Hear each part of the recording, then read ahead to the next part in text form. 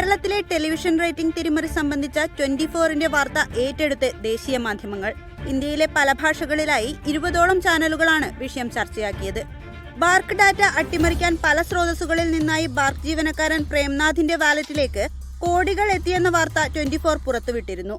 Indian television രംഗത്തെ rating കണക്കാക്കുന്ന ഏജൻസിയായ ബാർക്കിലെ ചില ജീവനക്കാർ ഡാറ്റകൾ അട്ടിമറിക്കാൻ കോടികൾ കൈക്കൂലി വാങ്ങിയതിന്റെ തെളിവുകളാണ് പുറത്തുവിട്ടത്.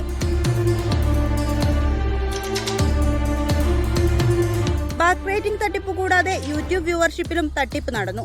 ഫോൺ ഫാമിംഗ് എന്ന സാങ്കേതിക വിദ്യയാണ് ഇതിനായി ഉപയോഗിച്ചതെന്നും കണ്ടെത്തി. മലേഷ്യ, തായ്ലൻഡ് എന്നീ രാജ്യങ്ങളിലെ ഫോൺ ഫാമിംഗ് ഏജൻസികൾക്ക് പണം നൽകി ആധുനിക സാങ്കേതിക വിദ്യ ഉപയോഗിച്ച് യൂട്യൂബ് വ്യൂവർഷിപ്പ് ഉയർത്തി റേറ്റിംഗ് തട്ടിപ്പിന് പശ്ചാത്തലമൊരുക്കുകയായിരുന്നു. ഇതോടൊപ്പം പ്രചരണത്തിന് പെയ്ഡ് സോഷ്യൽ മീഡിയ പ്ലാറ്റ്ഫോമുകളെയും കൂട്ടുപിടിച്ചു. വിഷയത്തിൽ ബാർക്ക് ഇന്ത്യ തന്നെ നേരിട്ടിടപെട്ടിരുന്നു.